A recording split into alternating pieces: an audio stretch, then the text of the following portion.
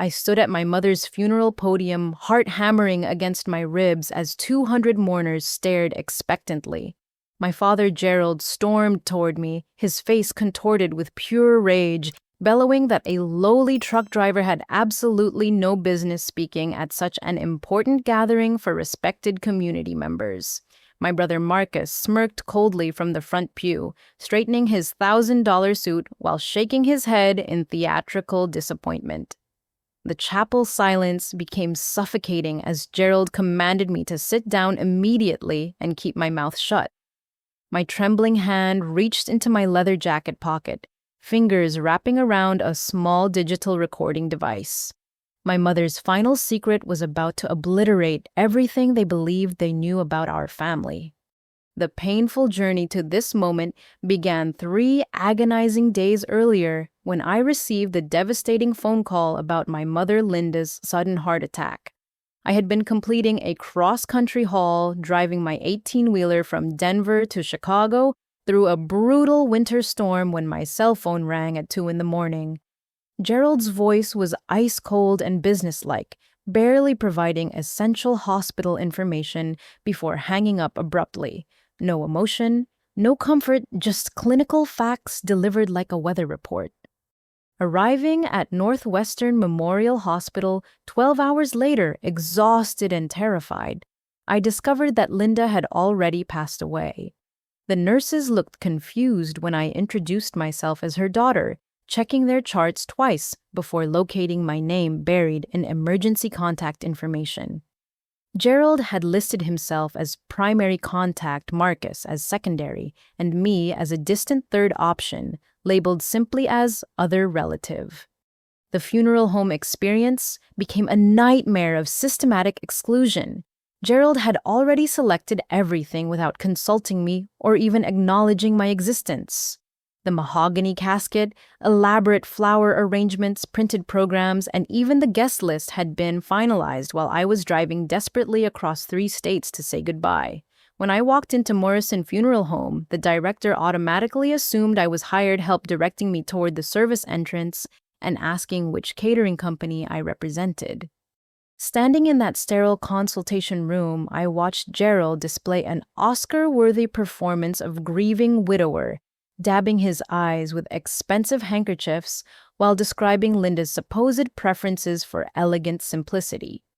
He spoke about her love for classical music and fine literature, completely omitting her passion for gardening, her secret poetry writing, and her devotion to rescuing stray animals. Marcus nodded approvingly throughout the presentation, occasionally adding sophisticated touches that would impress their country club associates. When I tried sharing genuine memories of Linda's beautiful garden sanctuary behind our childhood home, Gerald cut me off sharply, declaring that truck drivers couldn't possibly understand refined cultural matters. He explained to the funeral director that I had always been the family disappointment, choosing blue-collar manual labor over respectable professional opportunities that my superior education should have provided. Marcus chimed in with a patronizing smile, suggesting that my emotional instability made me unsuitable for important decision-making during such delicate circumstances. The devastating climax arrived when Gerald handed me the funeral program, pointing proudly to the family information section. Listed under Survived By were only 2 names: Gerald Hoffman, devoted husband of 42 years, and Marcus Hoffman, beloved son and successful attorney. My name appeared nowhere in the official documentation of Linda's life and legacy. According to these permanent records, I simply did not exist as her daughter. That evening, in my cheap motel room, I stared at the program until tears blurred the elegant typography. 43 years of being systematically erased from family recognition had culminated in this ultimate insult. Linda's death had become another opportunity for Gerald to demonstrate his complete control over our family narrative, rewriting history to exclude the daughter who had embarrassed him by choosing honest work over social status. The crushing realization hit me like a physical blow. Linda would be remembered forever, according to Gerald's sanitized version of events, with no mention of the daughter who had loved her gardening stories, cherished their secret phone conversations, and understood her gentle soul in ways that Gerald's superficial appreciation never could. My mother's true legacy was being buried beneath layers of pretentious lies, and I felt powerless to honor her authentic memory. Lying awake in that sterile motel room, painful childhood memories flooded back with devastating clarity. Gerald's favoritism toward Marcus had been established before I could even walk properly.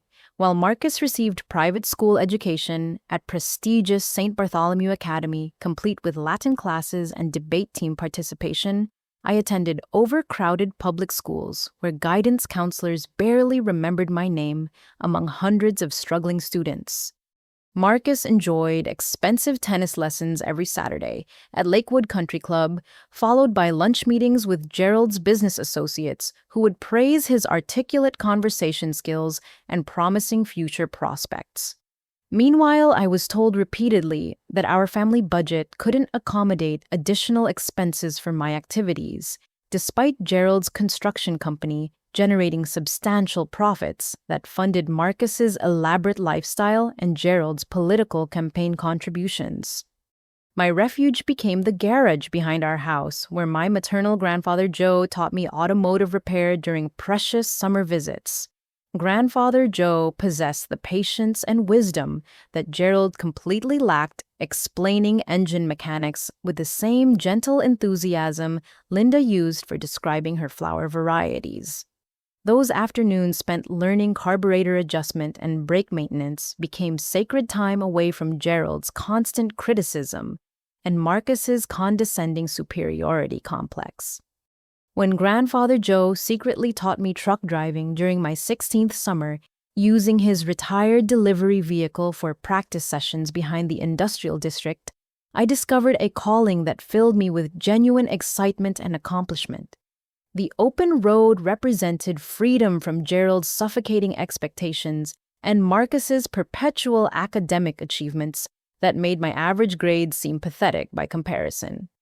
Grandfather Joe encouraged my mechanical aptitude, predicting that transportation careers would provide stable income and personal independence that no one could manipulate or control. Linda would slip me encouraging notes during those difficult teenage years, hidden inside my school lunch bag or tucked between textbook pages. Her beautiful handwriting offered gentle reminders that I possessed unique strengths and special qualities that made her proud even when Gerald's harsh judgments made me question my self-worth completely. Those precious messages became lifelines during my darkest moments of feeling inadequate and unwanted within my own family structure. However, as I grew older, Linda's supportive notes became increasingly rare and eventually stopped altogether. I assumed she had grown tired of my academic failures and behavioral problems that embarrassed the family name at school functions and neighborhood gatherings. Gerald frequently reminded me that my poor performance reflected badly on his business reputation and Marcus's educational achievements, suggesting that my presence at family events created uncomfortable explanations for his professional associates. The devastating turning point arrived when Grandfather Joe suffered a massive stroke during my senior year of high school. As he lay dying in intensive care, Gerald absolutely forbade me from attending the funeral, claiming that my emotional instability would create inappropriate scenes that could disturb other mourners and embarrass our family's public image. Marcus was encouraged to deliver a thoughtful eulogy about Grandfather Joe's contributions to community development projects, while I watched from my bedroom window as the funeral procession departed without me. That betrayal taught me that Gerald would never consider me worthy of participating in important family moments, no matter how much those relationships meant to my personal development and emotional well-being. I graduated high school 3 months later and immediately enrolled in commercial driving school using money Grandfather Joe had secretly saved for my education. Gerald considered this career choice a confirmation of my inferior character and limited intellectual capacity. The shocking discovery came 25 years later while cleaning out Linda's bedroom after the funeral arrangements were finalized.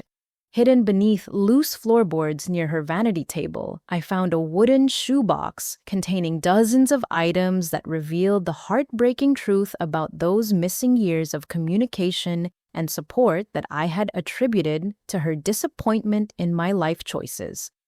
Inside that shoebox were birthday cards for every year since my 18th birthday, each one carefully selected and filled with Linda's loving handwriting, expressing pride in my independence and strength.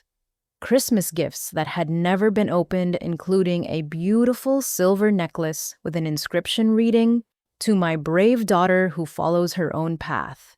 Letters upon letters detailing Linda's daily thoughts about my trucking adventures, her worries about my safety on dangerous highways, and her dreams of visiting me in different cities where my roots had taken me across America.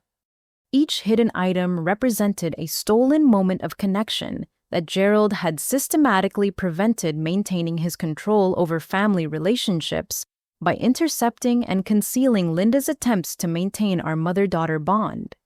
The dates on these hidden treasures proved that Linda had never stopped loving me or supporting my unconventional career choice.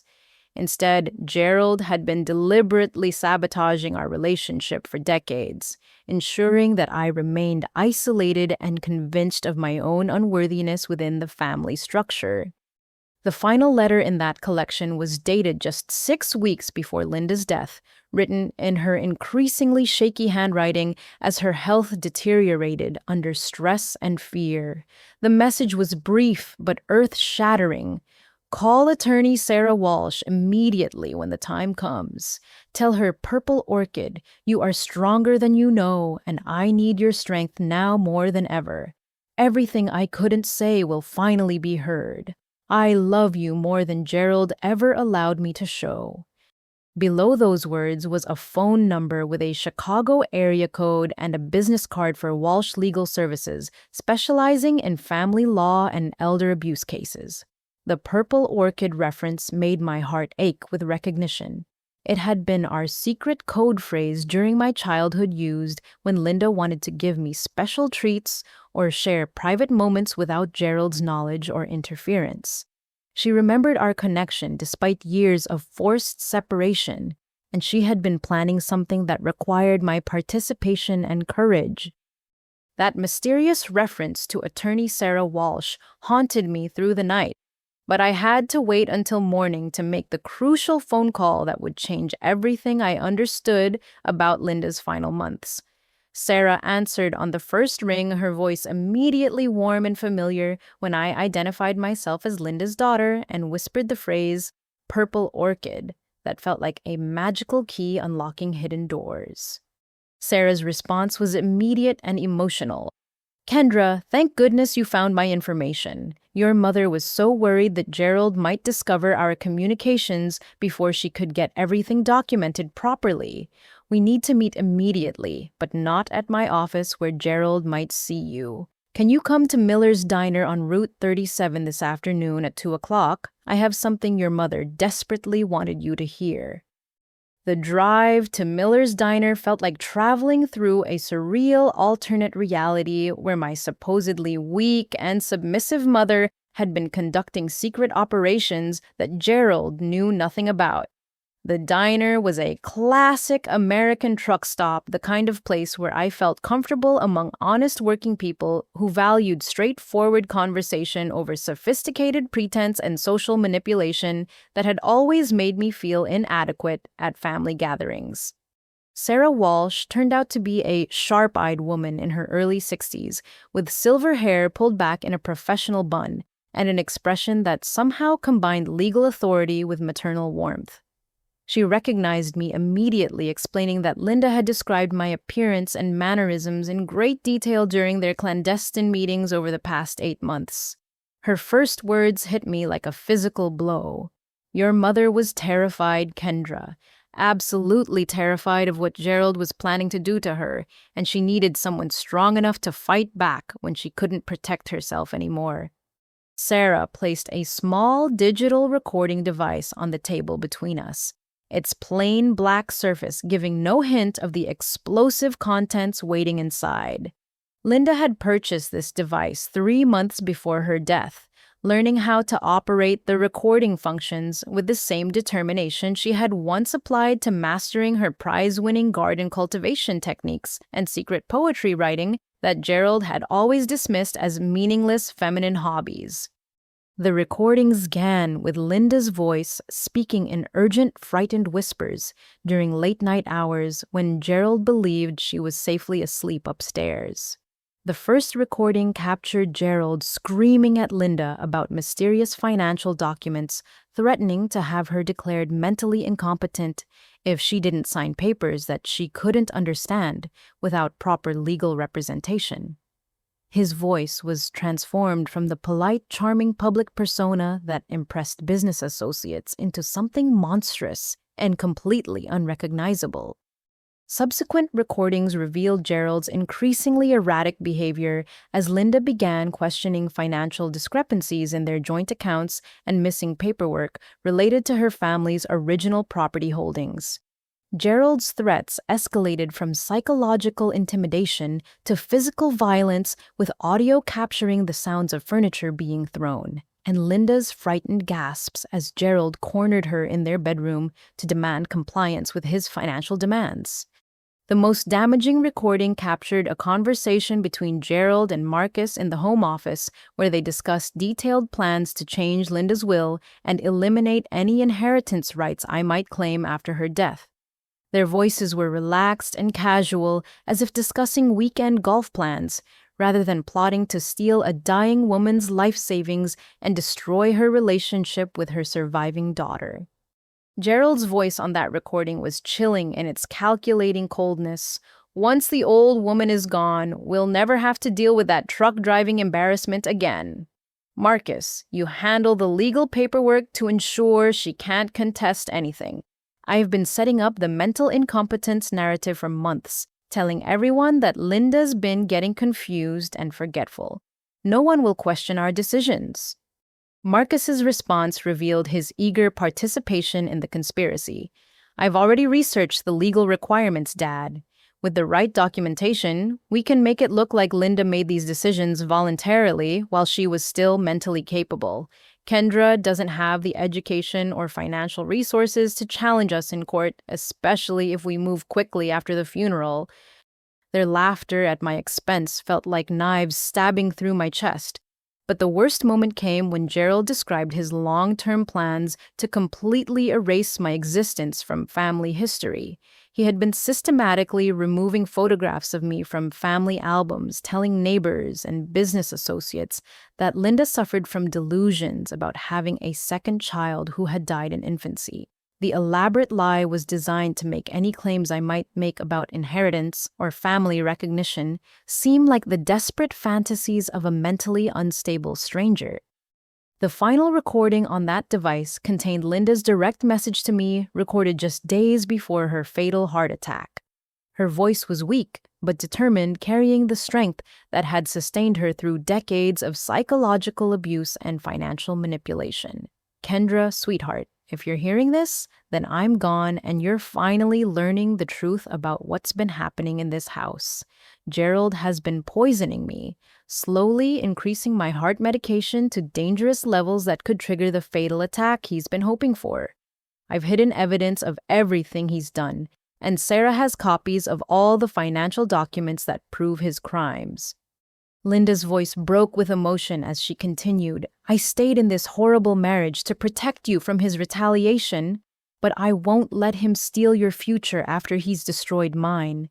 You're the strongest person I've ever known, and you're the only one brave enough to fight back against his lies and manipulation. Make sure everyone knows who I really was and what he's done to our family. Don't let him win by staying silent anymore. The recording ended with Linda's whispered words that would haunt me forever. I love you more than Gerald ever allowed me to show.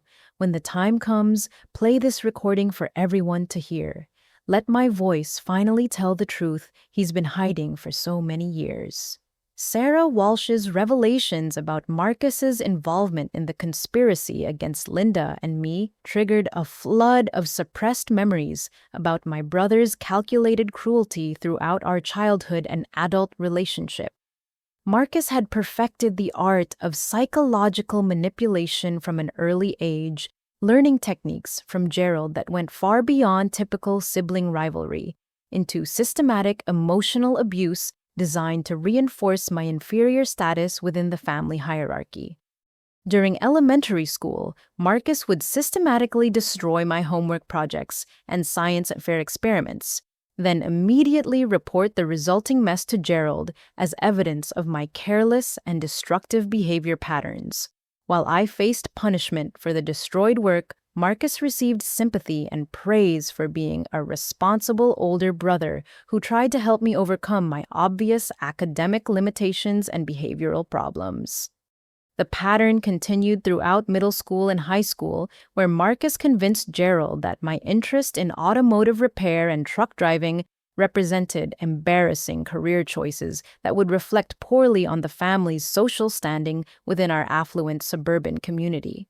Gerald's months-long silent treatment following my announcement of commercial driving school enrollment was orchestrated entirely by Marcus, who presented detailed arguments about how my blue-collar aspirations would damage his chances for acceptance at prestigious law schools. Marcus's adult manipulation had become even more sophisticated and financially devastating. Sarah produced a thick folder containing Linda's meticulously organized financial records, revealing the shocking truth about educational funding that I had never known existed. When I was born, Linda's parents had established a $50,000 education trust fund, specifically designated for my college expenses and future academic opportunities. The trust fund documents showed that Linda's father, my grandfather Thomas, had been particularly insistent that this money remain protected for my exclusive use, having observed Gerald's obvious favoritism toward Marcus and concern about my future educational opportunities. The legal language specifically prevented Gerald from accessing these funds for any purpose other than my direct educational expenses, including college tuition, textbooks, and approved academic programs. However, Marcus had manipulated Linda into granting him power of attorney over the trust fund when I turned 18, claiming that his legal education made him better qualified to manage complex financial instruments than Linda's limited understanding of investment strategies and educational planning. Linda had reluctantly agreed, trusting Marcus to act in my best interests, while feeling intimidated by legal terminology that seemed beyond her comprehension. Bank statements and withdrawal records revealed Marcus's systematic theft of my educational future, conducted over 15 years of carefully orchestrated financial manipulation. The money had funded his luxury lifestyle choices that I had always attributed to his successful legal career and superior financial management skills.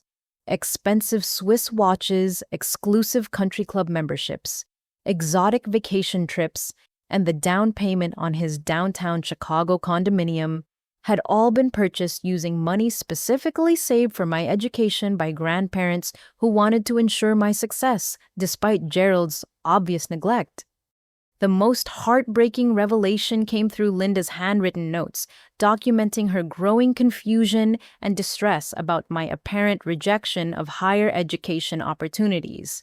When I had approached Linda about college funding during my senior year of high school, she had seemed genuinely bewildered and hurt, asking why I hadn't mentioned my educational ambitions earlier, so she could help with planning and financial preparation.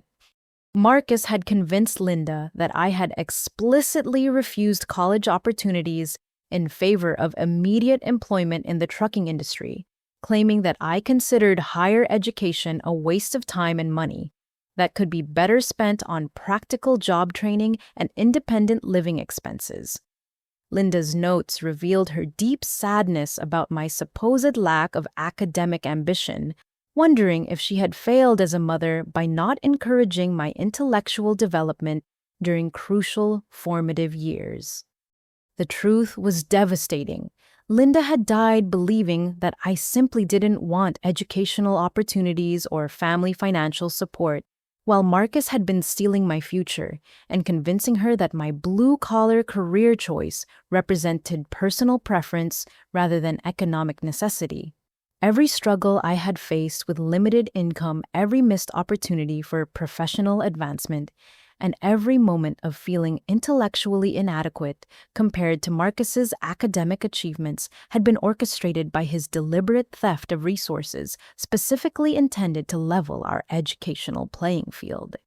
Sarah's investigation had uncovered additional evidence of Marcus's financial crimes, including forged signatures on withdrawal authorizations and fabricated documentation claiming that educational expenses had been paid directly to institutions that had no record of receiving any payments on my behalf. Marcus had created an elaborate paper trail designed to make his theft appear legitimate, while ensuring that any investigation would find apparently proper documentation supporting his actions. The final piece of evidence was a series of emails between Marcus and his then-girlfriend, now fiancée Rebecca, discussing their plans to use Kendra's college money for a 6-month European honeymoon tour following their upcoming wedding. Marcus's casual dismissal of the theft was captured in his own words. "My pathetic sister chose truck driving over education, so why should perfectly good money sit unused in some forgotten account? Dad always said she was too stupid for college anyway, so we might as well put her inheritance towards something worthwhile like our future together." Rebecca's enthusiastic response showed her complete awareness of the financial crimes. "Your family dynamics are so complicated, but I'm glad we can benefit from Kendra's poor life choices. $50,000 will make our honeymoon absolutely perfect, and she'll never be smart enough to figure out where the money went. Your dad was right about her limited intellectual capacity." Reading those emails felt like being stabbed repeatedly in the heart, but they provided crucial evidence that Marcus's theft was premeditated, systematic, and conducted with full knowledge that he was destroying educational opportunities that my grandparents had sacrificed to provide. The money stolen from my future had become the foundation of Marcus's impressive lifestyle, allowing him to maintain an appearance of professional success, while actually living off funds intended to give me the same advantages he had always enjoyed. Sarah's investigation into Gerald's business empire revealed a web of financial deception that stretched back over 3 decades, built entirely on stolen foundations that transformed my understanding of our family's wealth and social standing. The successful construction company that had made Gerald a respected figure in Chicago's business community was actually constructed on the bones of Linda's family inheritance, which he had systematically stolen and claimed as his own entrepreneurial achievement. The truth began with Linda's parents, Thomas and Margaret Sullivan, who had owned substantial farmland outside Chicago that became incredibly valuable as suburban development expanded during the 1970s and 80s. When Linda's parents died tragically in a car accident 25 years ago, they left their entire estate to Linda with very specific legal instructions that the inheritance must remain in her name, exclusively, never to be transferred to Gerald's control under any circumstances. Thomas Sullivan had been a shrewd businessman who distrusted Gerald from their first meeting, recognizing manipulative tendencies and financial opportunism that reminded him of con artists he had encountered throughout his successful farming and real estate career. The will contained explicit language preventing Gerald from gaining access to the Sullivan family assets, requiring Linda's personal signature on any financial decisions, and mandating independent legal representation for any major transactions involving the inherited properties. However, Gerald had spent the months following his in-laws' deaths carefully studying the legal documents and identifying vulnerabilities in the inheritance structure that could be exploited through forgery and financial manipulation.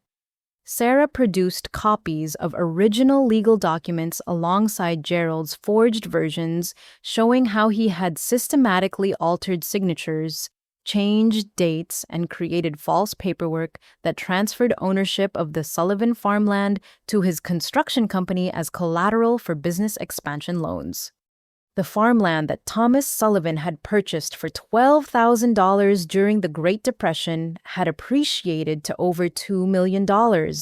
By the time of his death, representing a fortune that Gerald had stolen piece by piece through fabricated real estate transactions and fraudulent business deals. Every success that Gerald claimed as evidence of his superior business acumen was actually built on Sullivan family assets that legally belonged to Linda and should have been protected for our family's future security.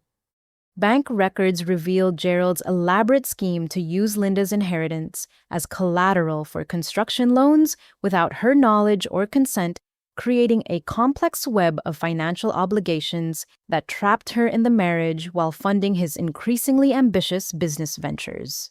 The construction company that employed dozens of workers and completed major commercial projects throughout the Chicago metropolitan area was mortgaged against properties that Gerald had no legal right to access or control. The psychological manipulation accompanying this financial theft was equally sophisticated and devastating.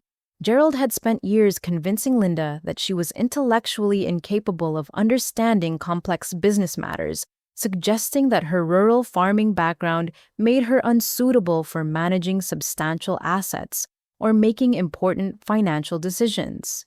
He systematically undermined her confidence while positioning himself as the responsible adult who protected her from her own poor judgment and limited business experience. Linda's hidden notes revealed her growing awareness that something was fundamentally wrong with their financial situation, but Gerald's gaslighting had made her doubt her own perceptions and question her right to ask detailed questions about money that he claimed to be managing for their mutual benefit. When Linda expressed concern about missing paperwork or unexplained transactions, Gerald would explode into violent rages that terrified her into silence and submission. The most shocking revelation came through Gerald's own business communications, which Sarah had obtained through legal discovery processes that Linda had initiated before her death.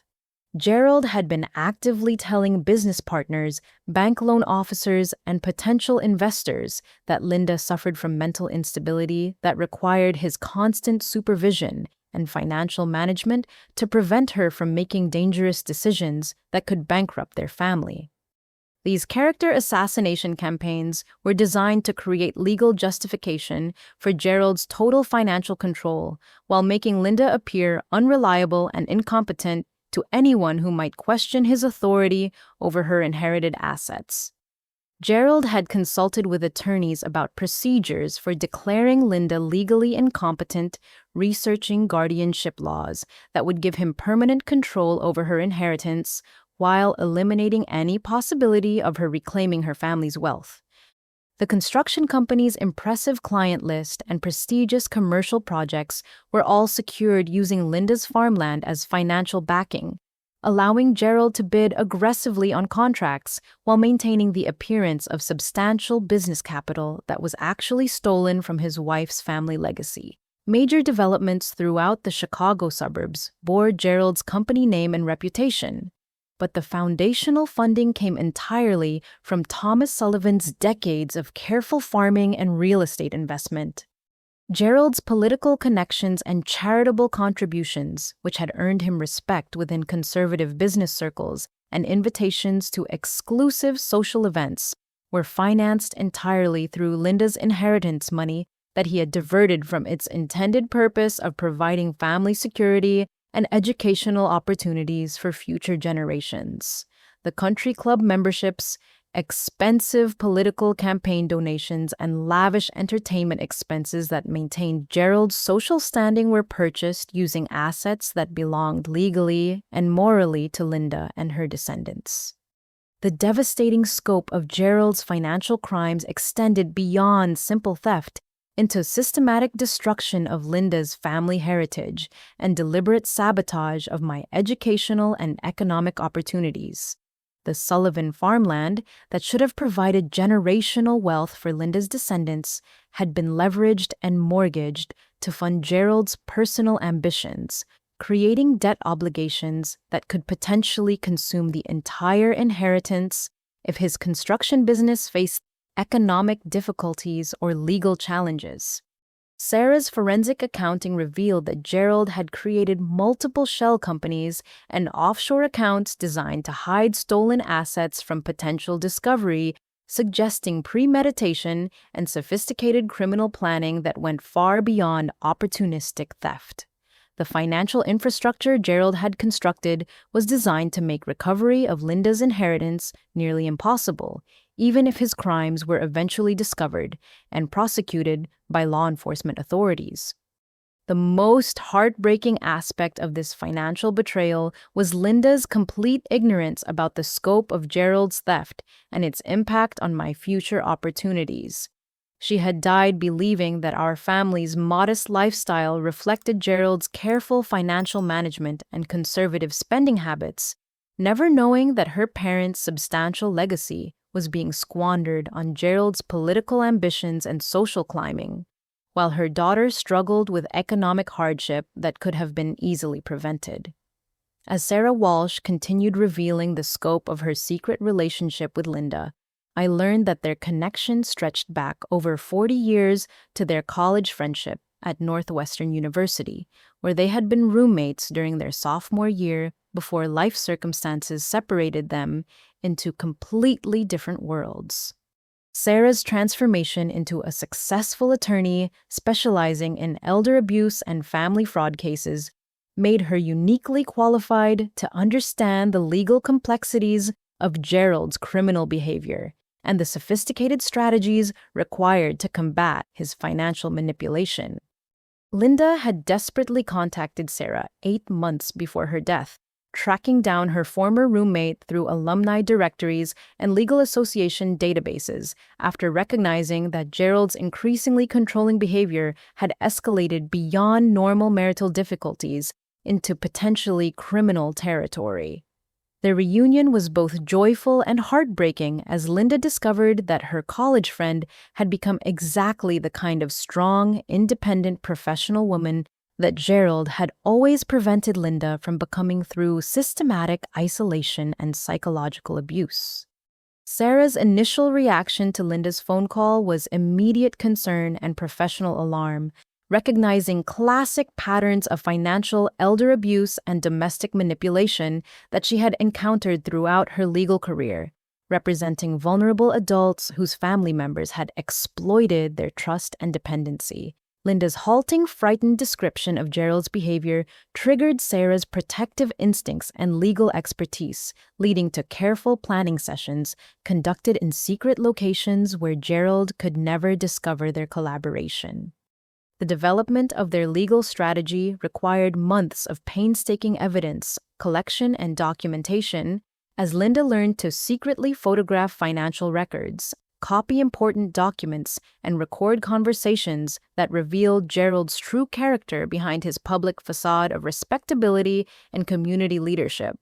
Sarah taught Linda investigative techniques that allowed her to gather irrefutable proof of Gerald's crimes while maintaining the appearance of submissive compliance that kept her safe from his explosive temper and violent retaliation.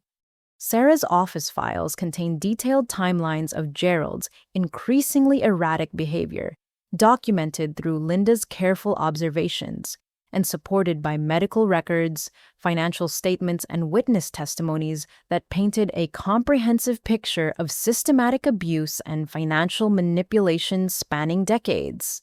The evidence revealed that Gerald's treatment of Linda had steadily escalated from psychological intimidation to physical threats and potentially lethal medication tampering that could result in murder charges if properly investigated by law enforcement.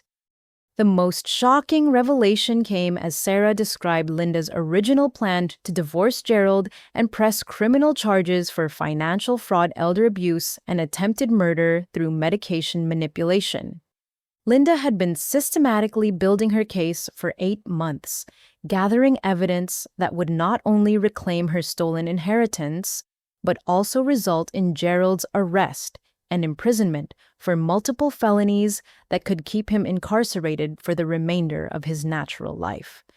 Linda's decision to delay legal action stemmed from her terror about Gerald's potential retaliation against me if he discovered her plans before she had irrefutable evidence and legal protection in place. Sarah's voice broke with emotion as she explained Linda's primary concern about my safety, knowing that Gerald's vindictive nature would lead him to destroy my trucking career and personal life if he suspected that I was involved in exposing his criminal behavior. The comprehensive legal strategy that Linda and Sarah had developed included asset seizure orders that would freeze Gerald's business accounts and personal assets, preventing him from hiding stolen money in offshore accounts or transferring ownership to Marcus or other collaborators who might help him evade financial responsibility for his crimes. Federal investigators had been quietly building parallel cases based on Linda's evidence, preparing coordinated arrests and prosecutions that would dismantle Gerald's entire criminal operation. Linda's sudden heart attack had disrupted their carefully planned legal timeline, but not before she had created backup strategies designed to ensure that justice would be served even if she didn't survive to see Gerald's prosecution and imprisonment. The new will that Sarah carried was only part of a comprehensive legal framework that included criminal referrals, civil asset recovery procedures, and protective orders designed to prevent Gerald from accessing any family assets or contacting surviving family members. Sarah revealed that Linda had been working with FBI financial crimes investigators who specialized in family fraud cases, providing evidence that could support federal charges, including wire fraud, money laundering, and interstate transportation of stolen property related to Gerald's construction business operations across multiple states. The federal investigation had been conducted entirely without Gerald's knowledge, using sophisticated surveillance techniques and forensic accounting methods that revealed the full scope of his criminal enterprise. The most moving aspect of Linda's legal preparations was her detailed planning to protect me from Gerald's retaliation, while ensuring that I would inherit not only the stolen Sullivan family assets, but also additional compensation for the decades of psychological abuse and lost educational opportunities that had shaped my entire adult life. Linda's will contained specific provisions for establishing a foundation dedicated to helping other family fraud victims reclaim their stolen inheritance and escape abusive relationships. Sarah's professional admiration for Linda's courage and determination was evident as she described the transformation of a frightened, isolated woman into a determined advocate for justice who had outsmarted her abuser through careful planning and legal strategy. Linda's evolution from victim to prosecutor represented the kind of personal empowerment that Sarah had devoted her career to facilitating for vulnerable adults who had been systematically exploited by trusted family members. The evidence that Linda had gathered would not only result in Gerald's criminal prosecution, but also civil lawsuits that could recover treble damages for her stolen inheritance, potentially amounting to millions of dollars that would provide financial security for my future while funding legal assistance for other abuse survivors who lack the resources to fight back against their exploiters. Linda's legacy would extend far beyond our family to become a powerful force for justice and protection for countless other victims. Sarah's final revelation brought tears to both our eyes as she shared Linda's last personal message recorded just days before her death. "Tell Kendra that every day I couldn't show my love for her made me more determined to ensure that she would eventually inherit everything she deserved and more. Gerald may have stolen 40 years of our relationship, but he cannot steal her future if she has the courage to fight back with the truth."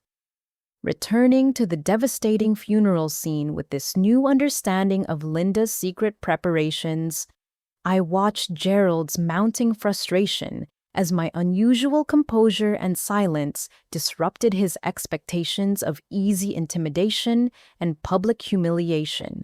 He had clearly planned this confrontation as the final demonstration of his complete control over family narrative and my subordinate status within our social hierarchy, but my calm refusal to retreat was visibly unnerving him in ways he couldn't understand or control.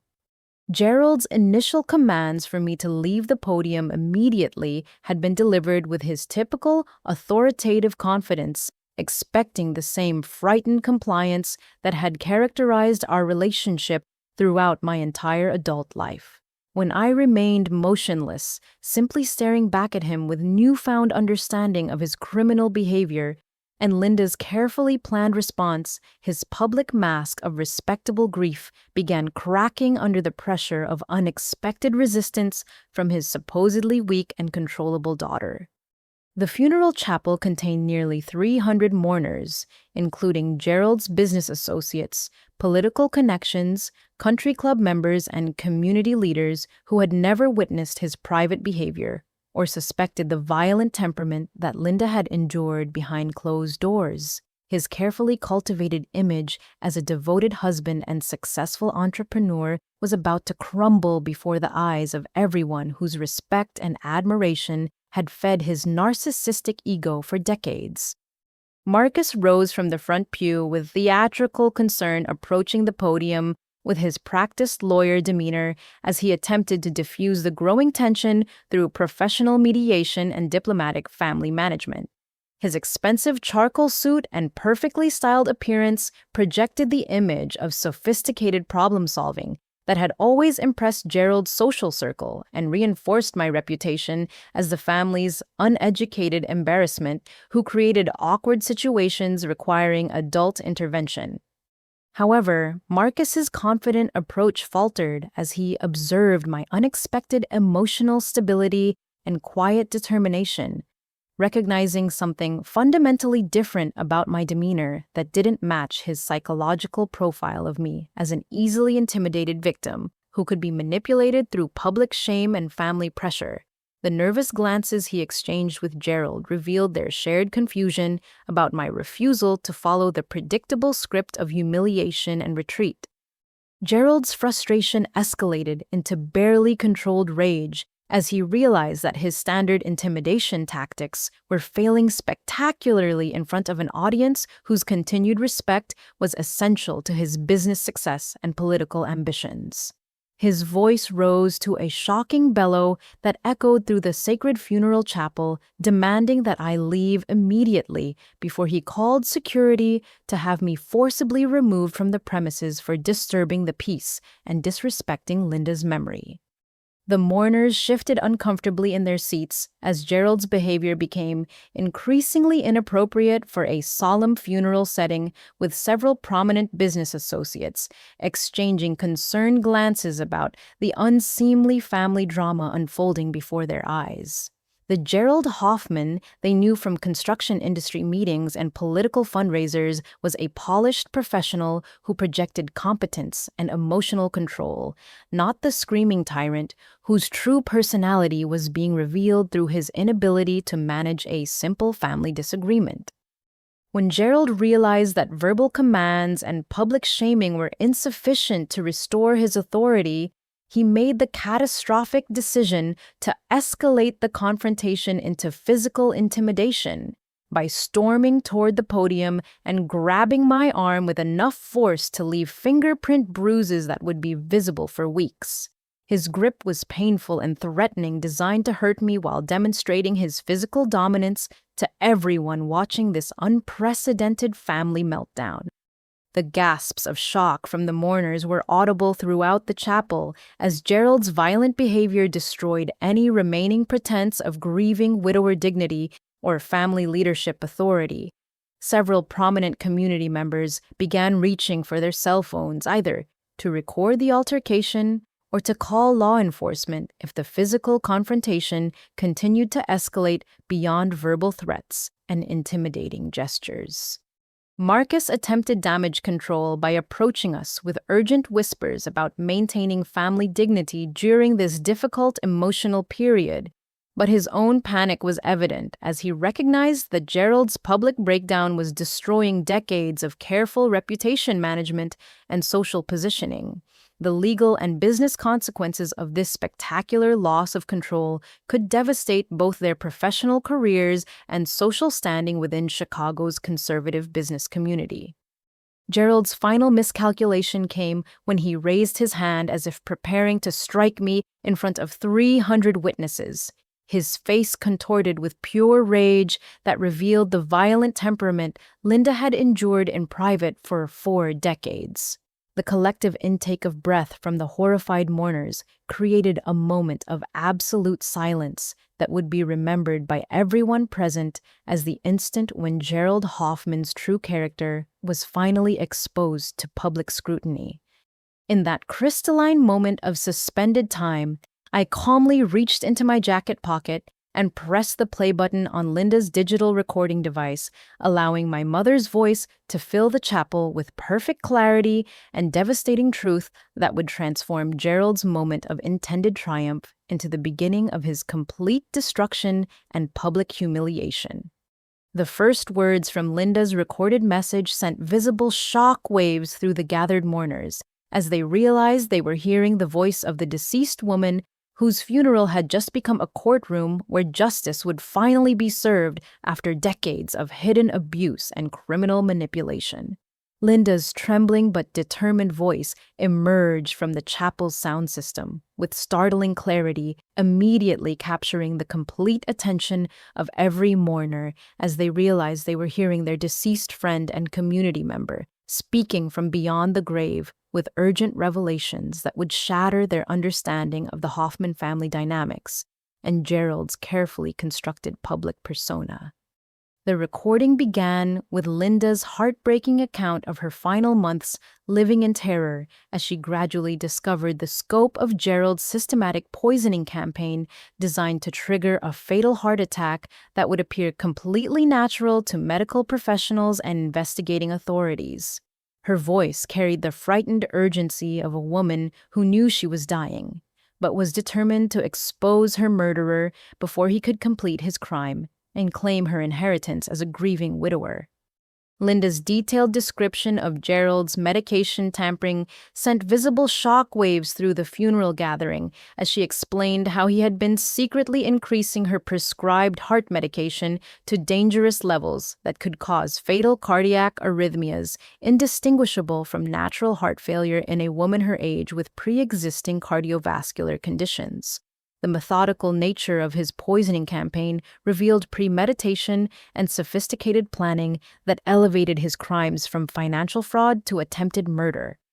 The medical evidence Linda had secretly gathered included photographs of empty pill bottles that should have lasted for weeks, disappearing overnight documentation of suspicious medication, refills that Gerald obtained without her knowledge, and copies of internet search histories showing his research into untraceable methods for inducing heart attacks through pharmaceutical manipulation. Her voice broke with emotion as she described the growing weakness and cardiac irregularities she had experienced as Gerald gradually increased the dosage beyond therapeutic levels. Linda's most chilling revelation concerned her attempts to seek medical help for the suspicious symptoms she was experiencing, only to discover that Gerald had been systematically undermining her credibility with healthcare providers by suggesting that she was becoming forgetful and confused about her medication schedule. Several doctors had noted Gerald's concerned husband performance in their medical records, describing his apparent devotion to Linda's care, while privately believing his suggestions that her complaints about medication side effects reflected age-related cognitive decline. The recording captured Linda's desperate realization that Gerald had positioned himself as her primary caregiver and medical advocate, making it nearly impossible for her to obtain independent medical evaluation or treatment for symptoms that she correctly suspected were caused by deliberate poisoning. Her isolation from friends and family members who might have provided support or witnessed her declining health was part of Gerald's comprehensive strategy to eliminate potential witnesses who could question her sudden death.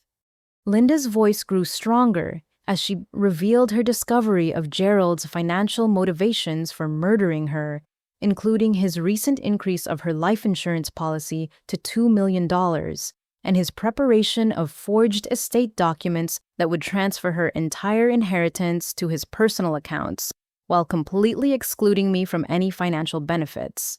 The timing of these financial arrangements coincided perfectly with the beginning of his medication poisoning campaign, proving premeditation and establishing clear motives for murder. The most devastating moment in the recording came as Linda described finding Gerald's computer research into successful murder methods that appeared to be natural deaths, including detailed studies of medication overdoses that mimic heart failure and techniques for avoiding detection during routine autopsy procedures. His browsing history contained dozens of articles about digitalis poisoning, cardiac medication, toxicity, and forensic challenges in diagnosing pharmaceutical murders in elderly victims. Linda's medical records, which she had secretly obtained and hidden in various locations throughout the house, documented unexplained cardiac symptoms that had begun shortly after Gerald's insurance policy changes and intensified as her medication dosages were mysteriously increased beyond prescribed levels. Her personal physician had noted concerns about rapid deterioration in her cardiac function, but Gerald's presence at medical appointments and his insistence on managing her medication schedule had prevented thorough investigation of potential causes. The recording included audio from Gerald's own conversations secretly captured when he believed Linda was sleeping upstairs, revealing his discussions with Marcus about accelerating the timeline for Linda's death and finalizing estate transfers before she could discover his financial crimes or seek legal protection. Their casual planning conversations treated Linda's murder as a business transaction, requiring careful timing and execution to maximize the financial benefits while minimizing legal risks. Gerald's voice on those recordings was absolutely chilling as he described his impatience with the gradual poisoning process and his consideration of more direct methods that would ensure Linda's death within a specific timeframe that aligned with his business and political obligations. Marcuse's encouraging responses and legal advice about estate settlement procedures revealed his full knowledge of and participation in the murder conspiracy. The final segment of Linda's recording contained her direct address to the mourners who would eventually hear her testimony, speaking with the moral authority of a murder victim who had documented her own killing in real time. Her voice carried profound sadness, mixed with determined resolve as she explained that exposing Gerald's crimes was her final act of love and protection for me, ensuring that he could never hurt another woman or steal another family's inheritance through violence and manipulation. Linda's closing words brought tears to the eyes of hardened business executives and community leaders who had never suspected the horror she endured behind closed doors. I am recording this message because I know Gerald is going to kill me, and I know he will stand at my funeral pretending to grieve while celebrating his success. But I also know that my daughter Kendra is strong enough to fight back with the truth, and my voice will finally be heard when his lies can no longer silence me. Justice may be delayed, but it will not be denied. As Linda's recorded voice faded into silence, the funeral chapel erupted in chaos as mourners struggled to process the devastating revelations they had just heard while Gerald and Marcus stood frozen in absolute terror. Realizing that their carefully planned crimes had been thoroughly documented and their public exposure was complete and irreversible.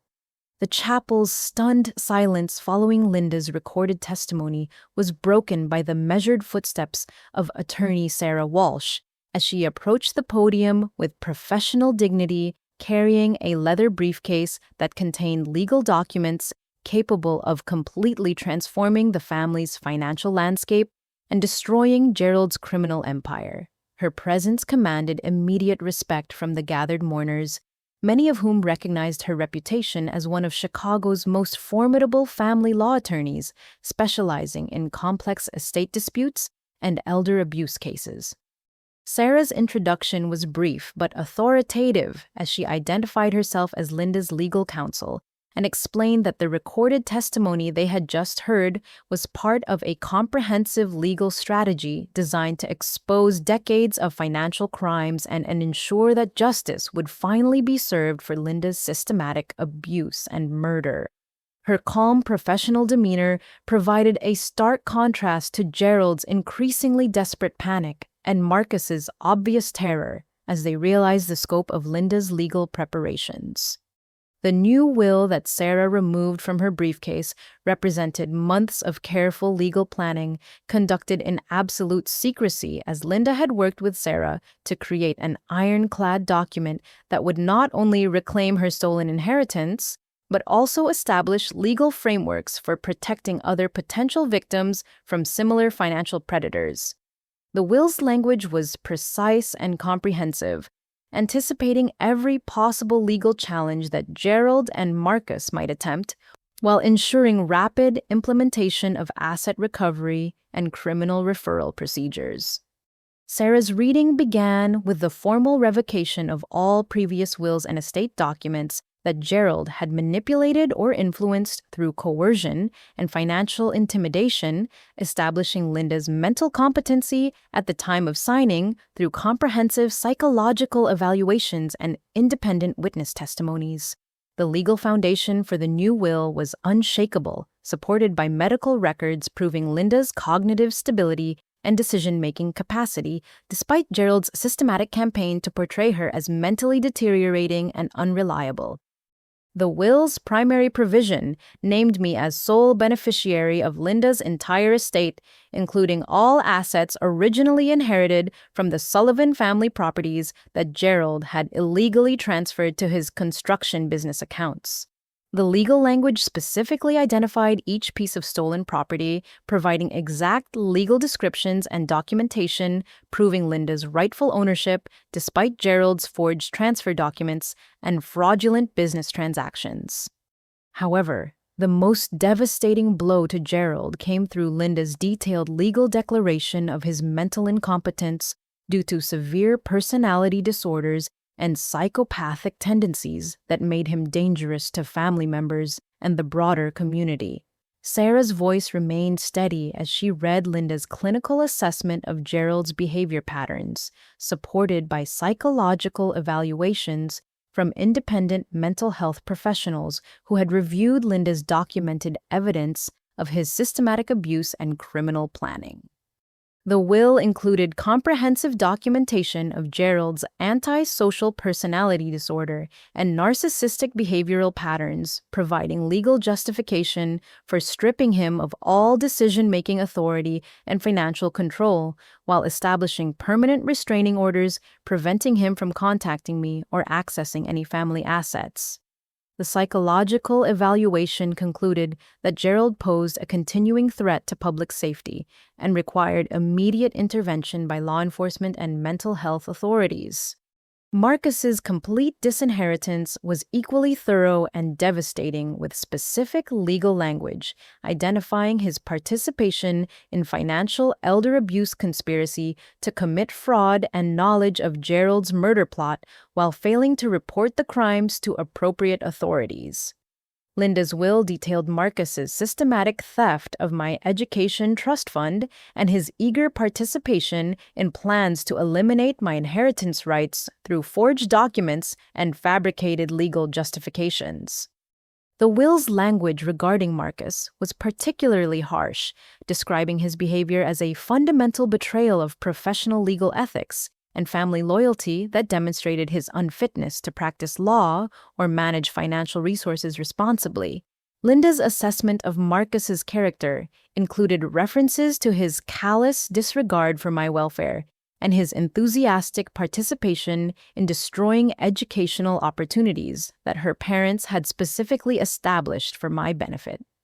Sarah continued reading provisions that ordered immediate comprehensive financial audits of all accounts that Gerald had controlled during his marriage to Linda, with specific instructions for forensic accountants to trace every transaction and identify all assets that had been illegally transferred or hidden in offshore accounts.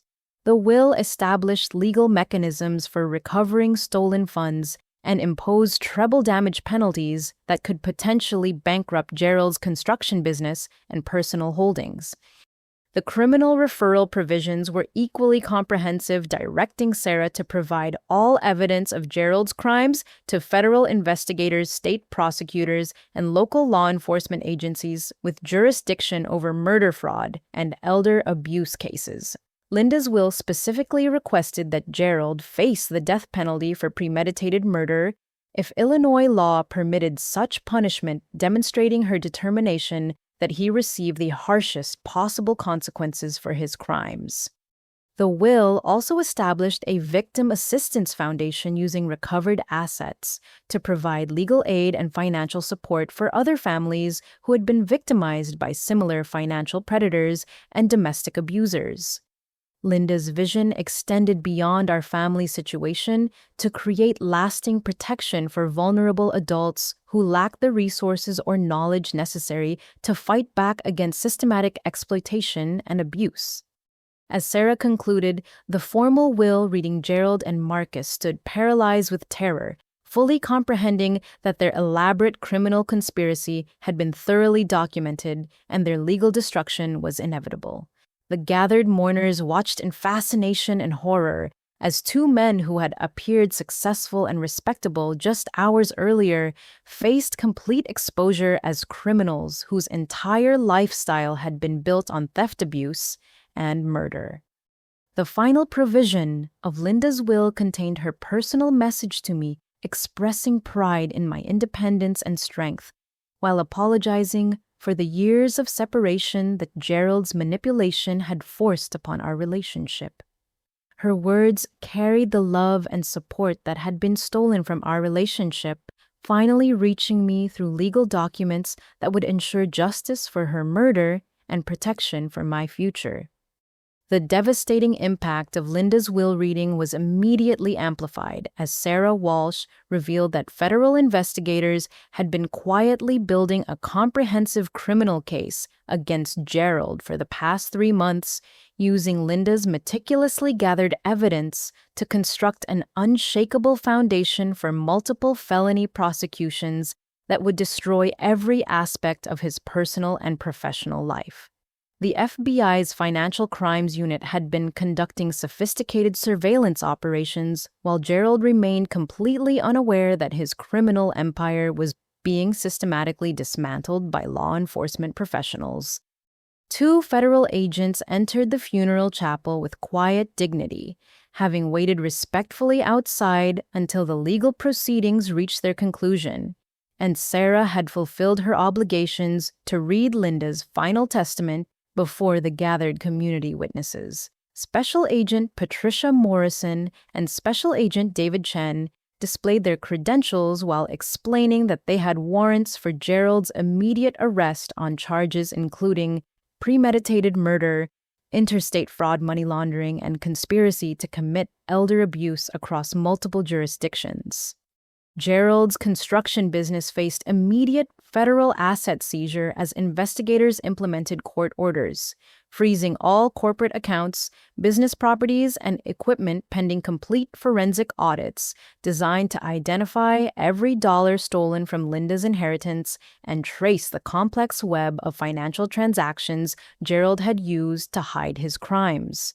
The business that had employed over 60 workers and maintained contracts worth millions of dollars collapsed instantly as federal authorities took control of all operations and financial records. The most shocking revelation came as Agent Morrison explained that Gerald's construction company had been functioning as a front for money laundering operations connected to organized crime figures throughout the Chicago metropolitan area. Linda's financial evidence had exposed not only domestic crimes, but also Gerald's involvement in sophisticated criminal enterprises that used legitimate business operations to clean dirty money from illegal gambling, drug trafficking, and political corruption schemes.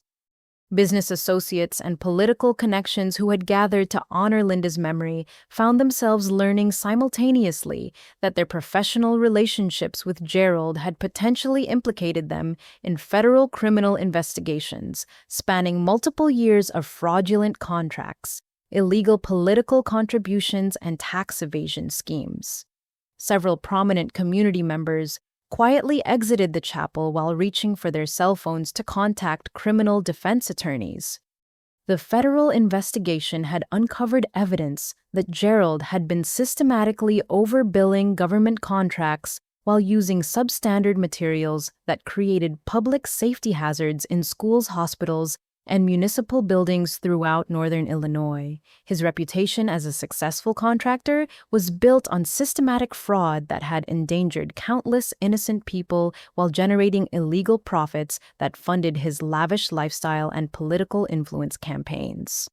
Marcus faced immediate suspension of his Illinois law license as the State Bar Association received comprehensive evidence of his participation in financial crimes and his failure to report known felonies as required by professional ethics standards. His legal career, which had been his primary source of pride and social status, crumbled within minutes as investigators presented documentation of his systematic theft from my education trust fund and his eager participation in planning Linda's financial exploitation. The downtown Chicago law firm where Marcus worked as a junior partner received federal subpoenas demanding all records of his professional activities, client communications, and financial transactions as investigators determined whether his criminal behavior had extended into his legal practice through fraudulent billing, client fund theft, or other professional misconduct. His colleagues and clients learned simultaneously that their trusted attorney was facing multiple felony charges that could result in decades of federal imprisonment. Gerald's political connections, which had provided him access to lucrative government contracts and influential social circles, became liabilities as federal investigators examined years of illegal campaign contributions made using money stolen from Linda's inheritance. Several prominent political figures faced potential corruption charges as the investigation revealed Gerald's systematic purchase of political influence through fraudulent financial contributions and undisclosed business relationships. The country club memberships, charitable board positions, and social organizations that had provided Gerald with respectability and business networking opportunities immediately distanced themselves from the criminal scandal, with several institutions announcing comprehensive reviews of their membership, screening procedures, and financial oversight policies. Gerald's name was quietly removed from donor recognition displays and charitable foundation literature as organizations scrambled to avoid association with his criminal behavior.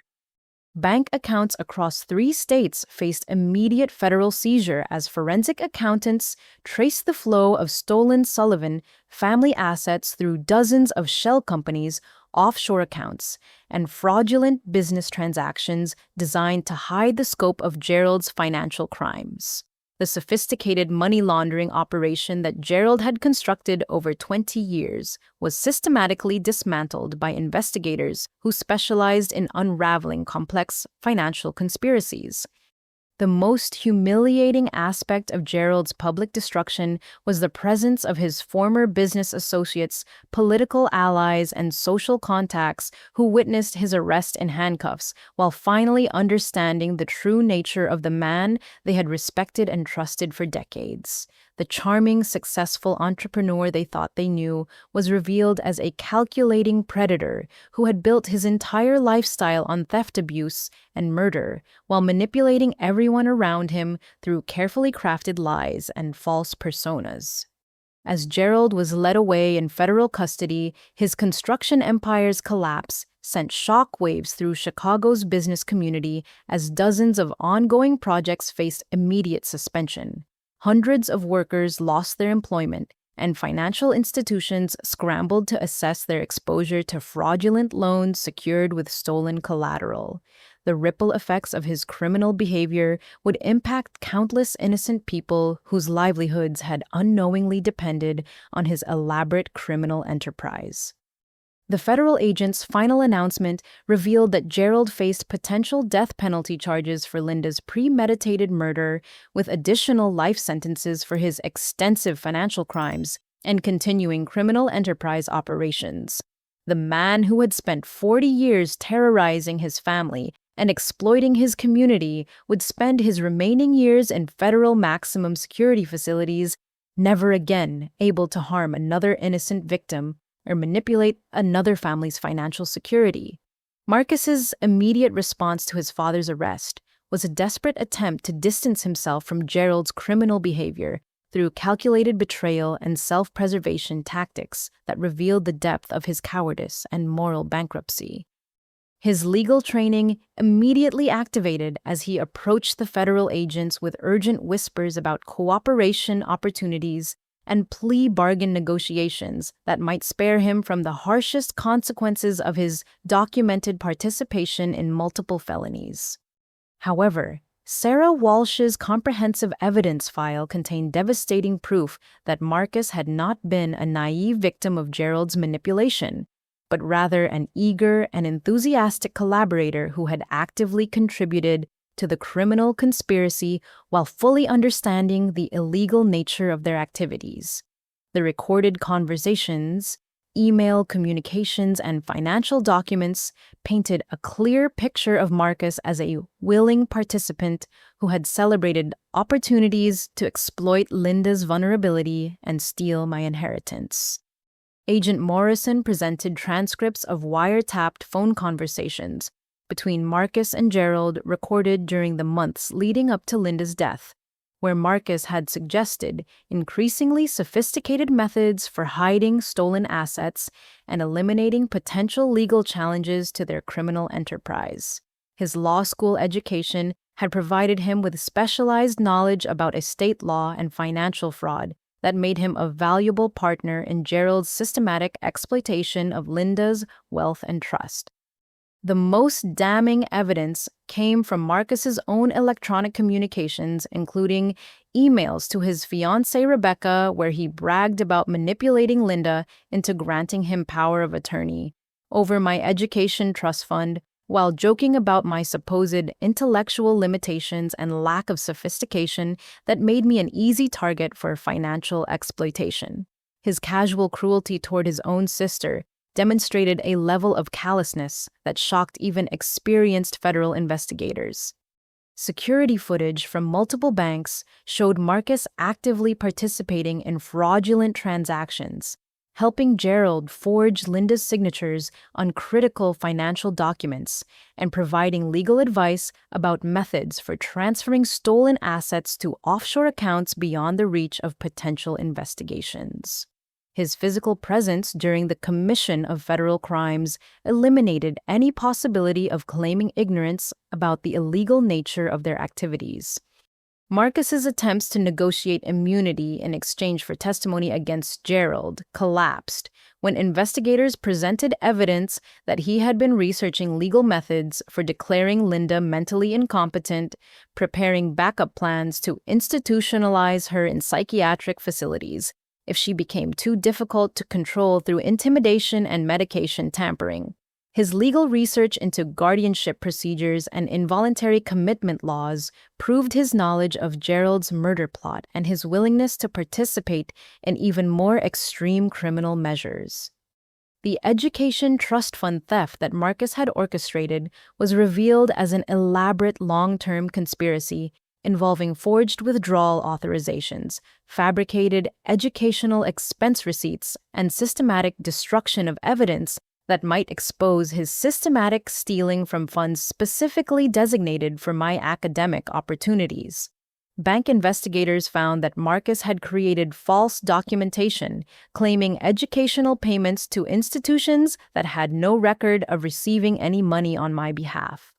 Marcus's law firm faced immediate federal investigation, as authorities determined whether his criminal behavior had extended into his professional practice through similar fraud schemes targeting elderly clients or estate planning situations where he could exploit his legal expertise for personal financial gain. Several of his former clients requested comprehensive audits of their estate planning documents and financial transactions after learning about his documented willingness to steal from family members. The Illinois State Bar Association received detailed evidence of Marcus's professional misconduct, including his failure to report known felonies as required by legal ethics standards, and his use of specialized legal knowledge to facilitate financial crimes against vulnerable adults. His law license faced permanent revocation as professional investigators determined that his criminal behavior demonstrated fundamental unfitness to practice law or handle client funds responsibly. Rebecca Marcus's fiancé faced potential federal charges as a co-conspirator after investigators discovered her enthusiastic participation in spending money that she knew had been stolen from my education fund, including detailed vacation planning emails that discussed using Kendra's college money for luxury European honeymoon trips. Her emails revealed complete awareness of the financial crimes and eager anticipation of benefiting from stolen inheritance funds. Marcus's desperate attempts to claim that he had been manipulated by Gerald's psychological dominance crumbled when investigators presented evidence of his independent criminal research and his proactive suggestions for improving their money laundering techniques and asset hiding strategies. His law school transcripts showed coursework in white-collar crime detection and prevention that gave him specialized knowledge about methods for avoiding criminal prosecution. The most devastating blow to Marcus's defense strategy came when Sarah Walsh presented recordings of conversations where Marcus had discussed potential methods for eliminating me as a threat to their criminal enterprise, including research into staging automobile accidents that would appear to be trucking industry fatalities. His willingness to consider murdering his own sister to protect his stolen wealth demonstrated a level of depravity that shocked federal prosecutors. Federal sentencing guidelines for Marcus's documented crimes included potential decades of imprisonment for conspiracy fraud, elder abuse, and participating in a continuing criminal enterprise that had victimized multiple innocent people over many years. His privileged background and legal education would provide no protection from the consequences of his systematic criminal behavior and moral bankruptcy. As Marcus was led away in handcuffs alongside Gerald, his legal career and social standing destroyed beyond repair, I realized that Linda's comprehensive legal strategy had achieved perfect justice by ensuring that both of my abusers would face severe criminal punishment while I finally inherited the financial security and family recognition that had been stolen from me for over 4 decades. Through Sarah Walsh's comprehensive revelations and Linda's hidden personal letters, I finally understood the devastating truth about my mother's incredible sacrifice and strategic brilliance, as she had endured decades of systematic abuse while secretly building an impenetrable legal fortress designed to ultimately destroy Gerald completely and protect me from his vindictive retaliation. Linda's apparent weakness and submission had actually been a calculated performance that allowed her to document Gerald's crimes while maintaining the illusion of helplessness that kept her alive long enough to complete her mission of justice. Linda had discovered Gerald's true predatory nature during the early years of their marriage, recognizing his manipulative behavior patterns and violent temper tantrums that emerged whenever his control was challenged or questioned by anyone who might threaten his carefully constructed public facade of respectability and success. However, with a baby daughter to protect and limited financial resources for independent survival, Linda had made the heartbreaking decision to endure Gerald's abuse while secretly preparing for eventual escape and legal retaliation.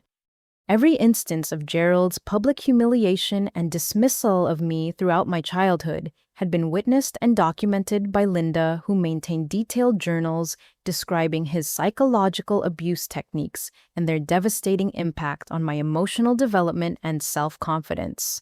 She had recognized that direct confrontation with Gerald would only escalate his violence while potentially endangering my physical safety and future opportunities for education and career success.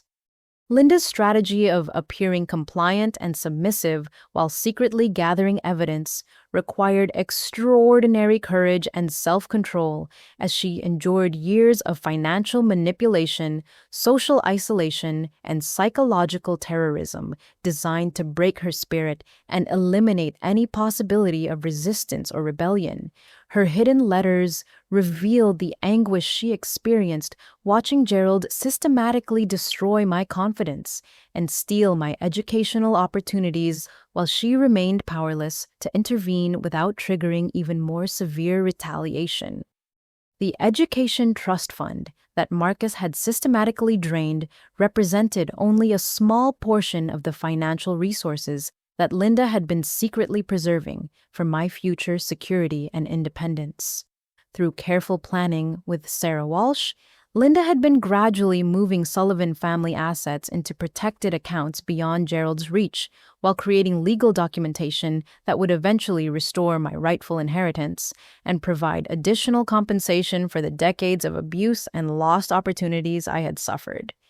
Linda's apparent ignorance about financial matters had been another calculated performance designed to lull Gerald into overconfidence, while she actually maintained sophisticated understanding of their family's financial situation and the scope of his systematic theft from her inherited assets. Her hidden records included detailed documentation of every fraudulent transaction and forged document that Gerald had used to steal Sullivan family properties and transfer ownership to his construction business accounts.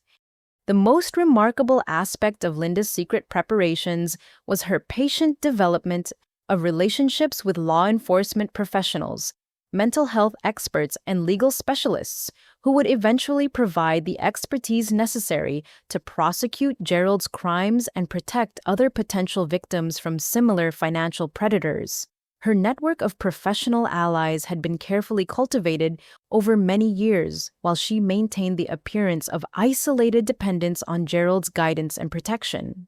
Linda's decision to endure Gerald's medication tampering and murder attempts while continuing to gather evidence demonstrated incredible bravery and determination to ensure that her death would result in his complete destruction rather than his successful inheritance of stolen wealth.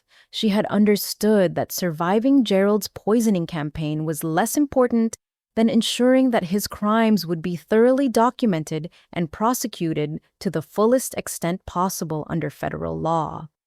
The timeline that Sarah presented revealed Linda's methodical approach to building an unshakable criminal case while simultaneously creating legal protections that would prevent Gerald from ever harming another woman or exploiting another family's trust and vulnerability.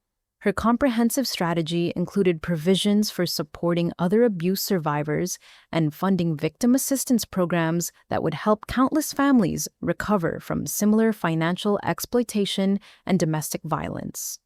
Linda's hidden correspondence revealed her profound pride in my independence and resilience, recognizing that my trucking career and blue-collar work ethic represented exactly the kind of honest character and personal strength that would be necessary to continue her mission of justice after her death.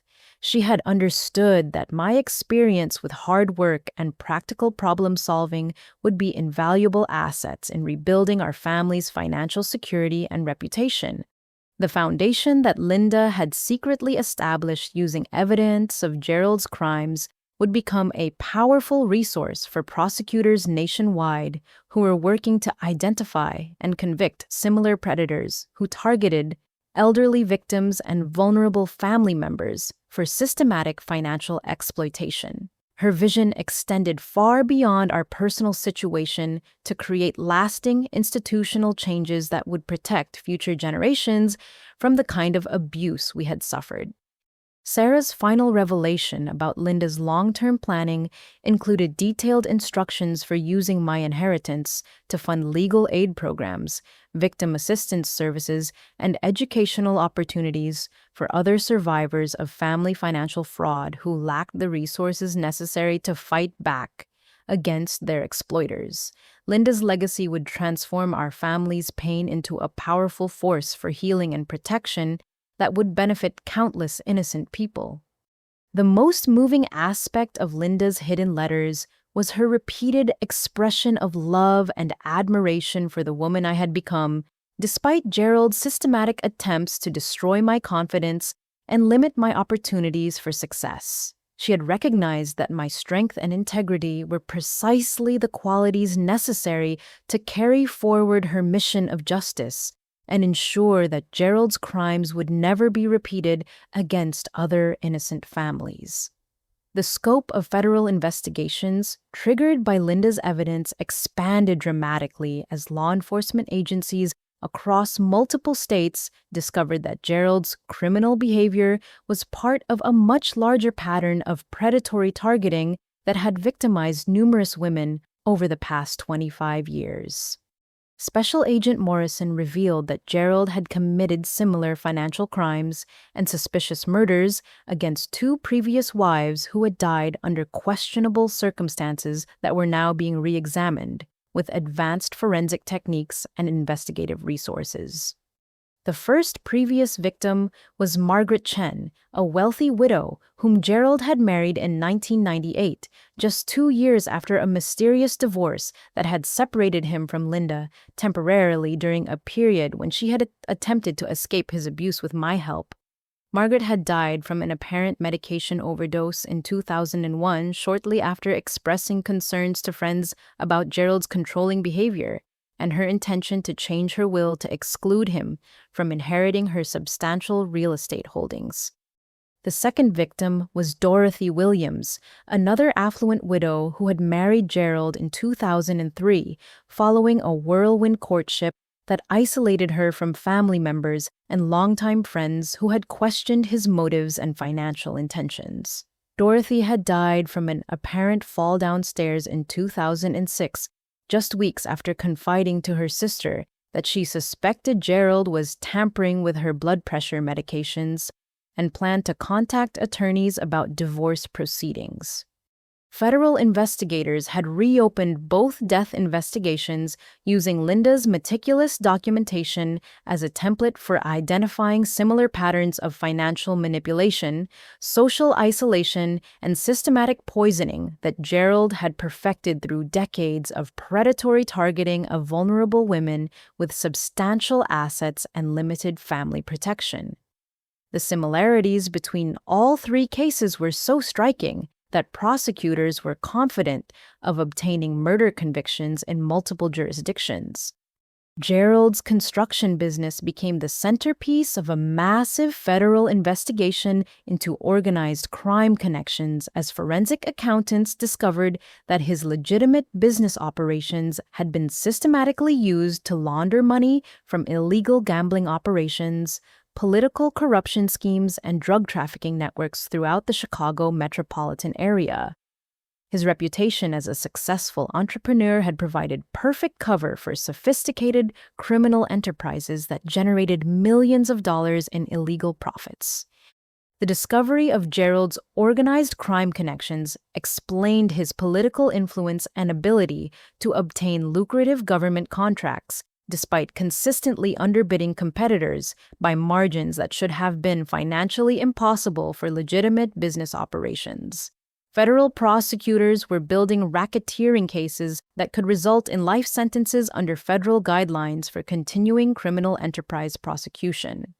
Marcus faced additional federal charges as investigators discovered that his law firm had been unknowingly facilitating money laundering operations through estate planning services and real estate transactions that Gerald had arranged for his criminal associates. Marcus's legal expertise had been used to create sophisticated shell company structures and offshore account networks that helped organized crime figures hide assets from law enforcement and tax authorities. Asset recovery operations, conducted simultaneously across 7 states, identified properties, bank accounts, and business holdings worth over $12 million that Gerald had purchased using stolen money from Linda and his previous victims. The federal government's asset forfeiture procedures would ensure that all recovered funds would be distributed to victims' families and survivor assistance programs, rather than being absorbed into government accounts.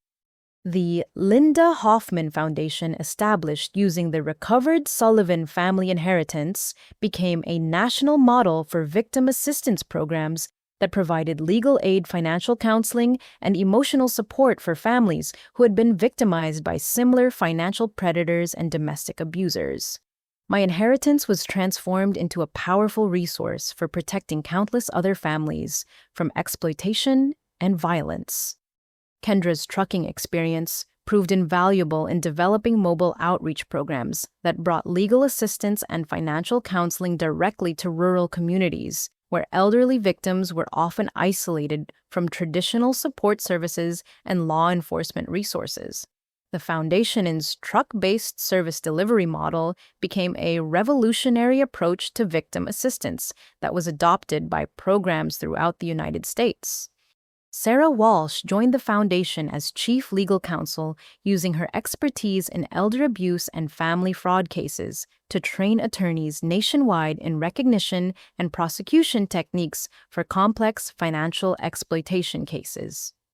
Her collaboration with federal law enforcement agencies resulted in significantly improved conviction rates for predators who targeted vulnerable adults through systematic manipulation and abuse. The federal prosecution of Gerald's crimes attracted national media attention as journalists investigated the sophisticated methods he had used to avoid detection while victimizing multiple women over decades of predatory behavior.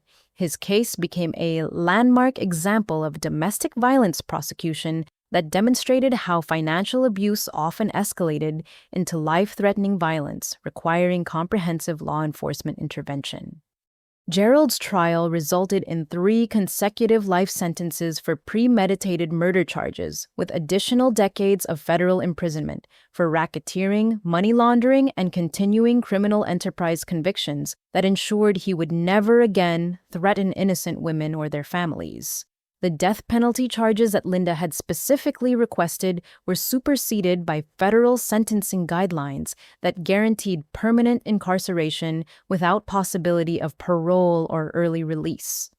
Marcus received 8 years in federal prison for conspiracy and financial crimes, with permanent disbarment and restitution requirements that eliminated any possibility of rebuilding his legal career or social status. His cooperation with federal investigators provided crucial evidence for prosecuting Gerald's organized crime associates, but could not mitigate the severity of his documented participation in systematic elder abuse and financial exploitation. The months following Gerald's arrest and conviction brought unexpected revelations as federal investigations identified 3 additional siblings who had been similarly discarded and disinherited when their mothers became inconvenient obstacles to Gerald's systematic financial exploitation and criminal career advancement.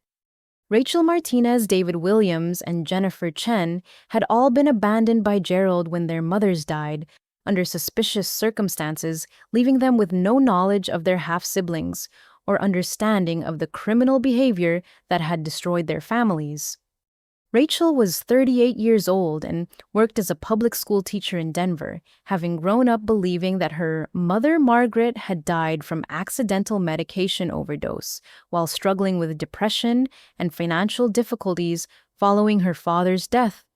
Rachel had been told by Gerald that Margaret's estate was consumed by medical debts and legal expenses, never knowing that her mother had actually been wealthy when Gerald murdered her for inheritance money that should have provided financial security for Rachel's education and career development. David was 35 years old and served as a firefighter in Phoenix, carrying lifelong guilt about his inability to save his mother Dorothy from the fall that Gerald had actually staged to make her murder appear accidental. Gerald had convinced David that Dorothy's death was caused by medication-related balance problems, then disappeared from his life, while claiming that Dorothy's estate had been depleted by hospital bills and funeral expenses that actually never existed.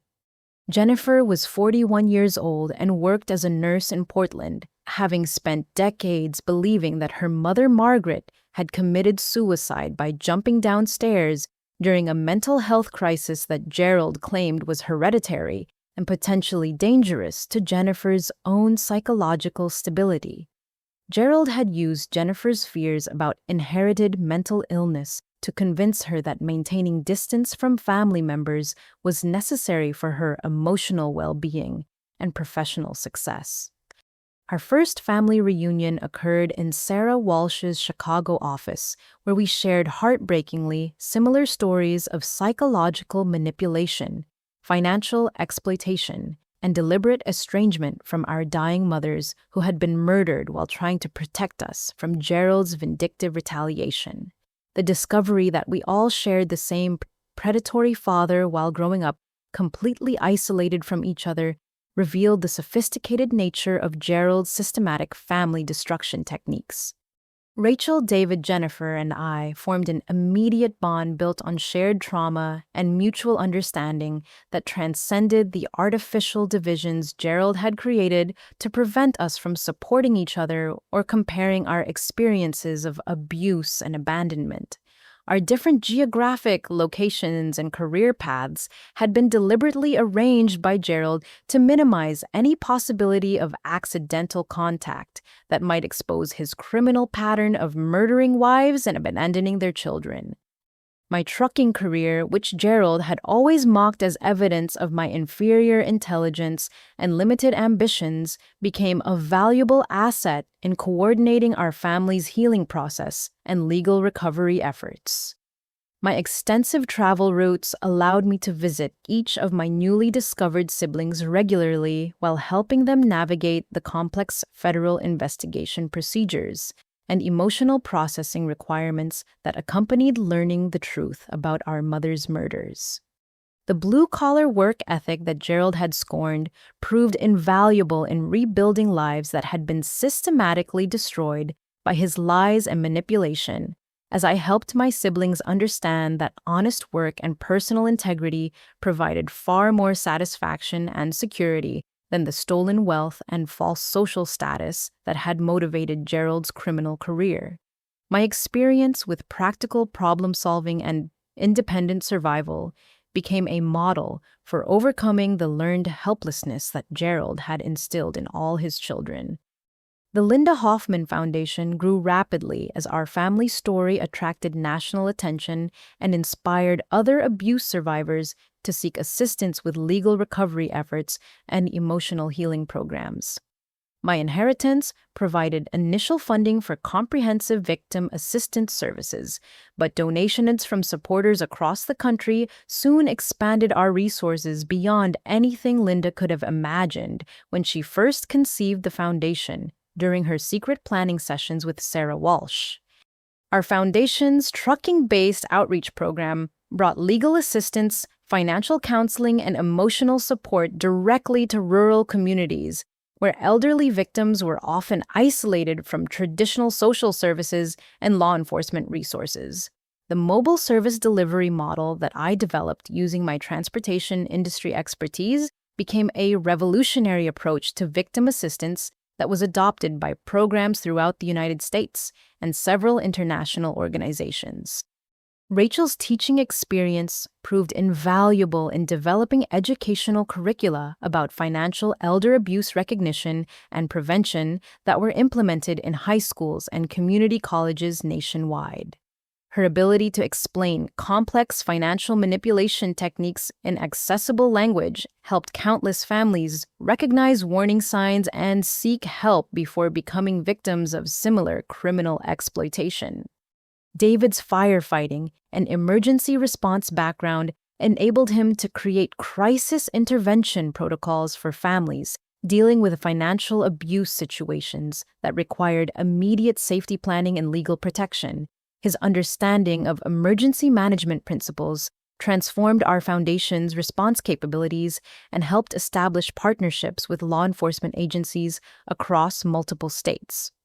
Jennifer's nursing experience provided crucial insights into medical aspects of elder abuse and systematic poisoning that helped train healthcare professionals to recognize symptoms and reporting requirements that could prevent future murders like those committed against our mothers. Her medical expertise became instrumental in developing forensic protocols that would help prosecutors obtain convictions in similar cases. The chosen family that we created together provided the emotional support and understanding that Gerald had systematically prevented throughout our individual childhoods, demonstrating that healing and love could triumph over decades of calculated cruelty and manipulation. Our relationships became proof that authentic connections based on shared values and mutual respect were far more valuable than the superficial family loyalty that Gerald had demanded while providing no genuine care or protection. 1 year after that devastating funeral confrontation that had exposed Gerald's criminal empire and transformed my understanding of our family's true history, I stood in a federal courthouse in Chicago as Judge Patricia Sullivan delivered the final sentencing that would ensure Gerald spent the remainder of his natural life in maximum security federal prison facilities designed for the most dangerous criminals in the American justice system. Gerald received 3 consecutive life sentences without possibility of parole for the premeditated murders of Linda Margaret Chen and Dorothy Williams, with additional sentences totaling 87 years for racketeering, money laundering, elder abuse, and operating a continuing criminal enterprise that had victimized dozens of innocent people over more than 2 decades of systematic financial exploitation and violence. The death penalty charges that Linda had specifically requested were superseded by federal sentencing guidelines, but the judge's final words ensured that justice would be served through permanent incarceration.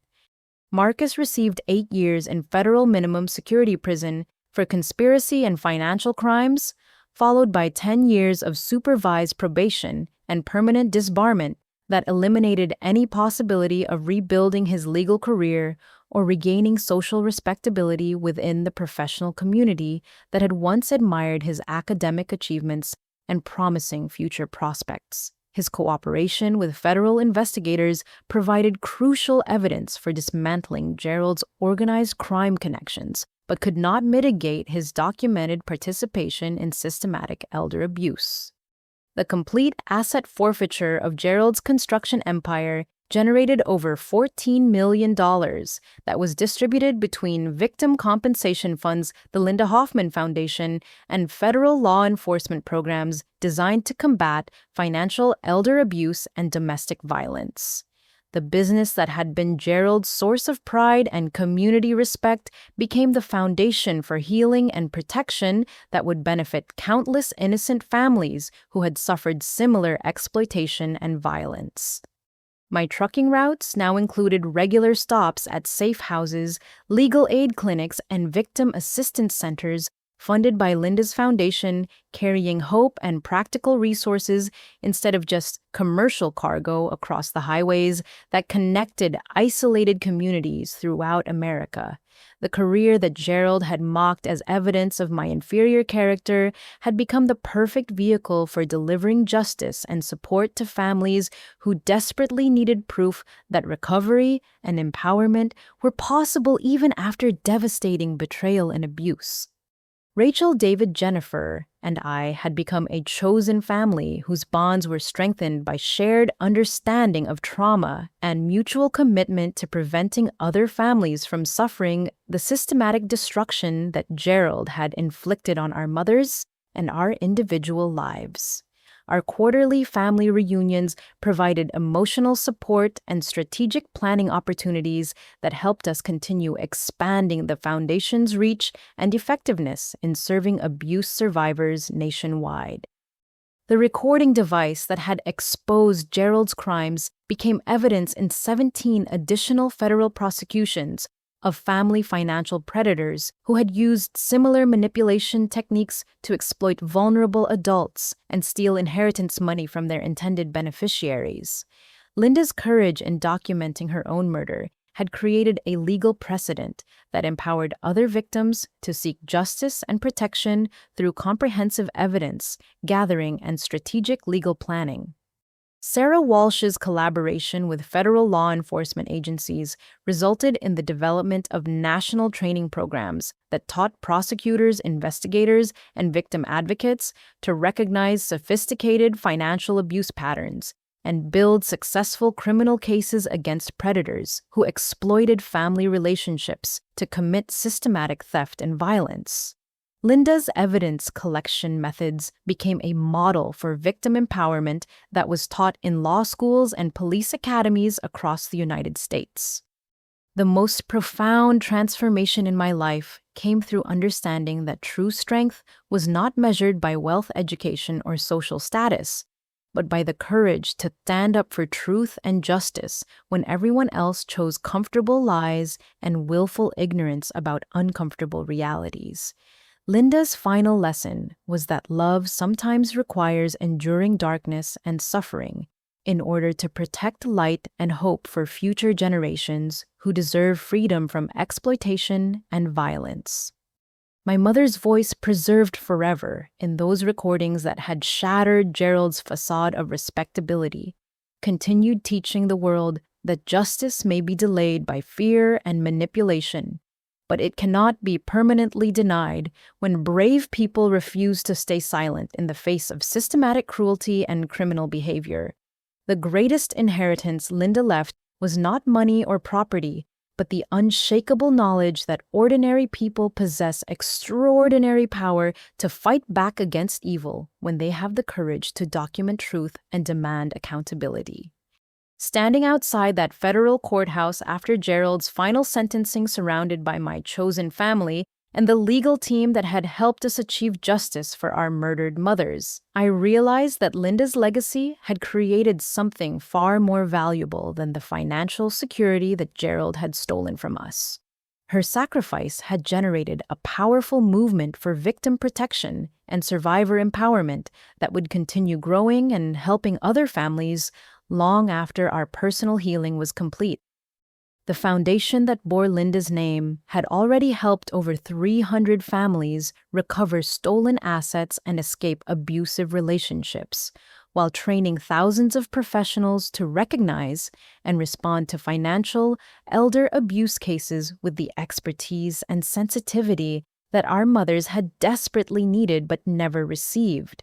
Linda's vision of transforming personal pain into collective protection had become reality through the courage and determination of abuse survivors who refused to let their suffering be meaningless.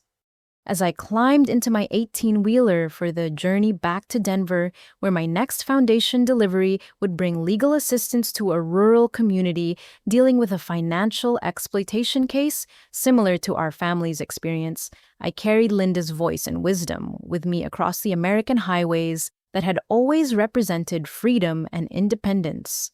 Her love had finally reached me through legal documents and recorded testimony, proving that authentic connection between mother and daughter could transcend death time and the systematic cruelty of predators who tried to destroy family bonds. The final lesson that Linda taught me was that healing and justice require patience, courage, and unwavering commitment to truth, but they always triumph over lies and manipulation when people have the strength to fight back with documentation, legal planning, and community support. Her recorded words would continue inspiring other victims to break their silence and seek the help they needed to reclaim their lives and protect their families from similar exploitation and violence. Have you or someone you know ever experienced financial manipulation or elder abuse within your family? How did this story of justice and family healing resonate with your own experiences or observations about standing up to family members who abuse their power and trust? Please share your thoughts and experiences in the comments below. And don't forget to like this video if Linda's courage and Kendra's determination inspired you to believe that justice is possible even in the most difficult circumstances. Subscribe to our channel for more stories about ordinary people who found extraordinary strength to fight back against systematic abuse and protect their families from exploitation. Share this story with anyone who might need hope that recovery and empowerment are possible after devastating betrayal by trusted family members. Thank you for joining me on this journey of uncovering truth and achieving justice after decades of systematic abuse and manipulation. May Linda's legacy continue inspiring survivors everywhere to document their experiences, seek legal protection, and never give up hope that justice and healing are possible with courage, patience, and community support. Remember that your strength and integrity are more valuable than any wealth that could be stolen, and that authentic family relationships are built on love and respect rather than fear and control.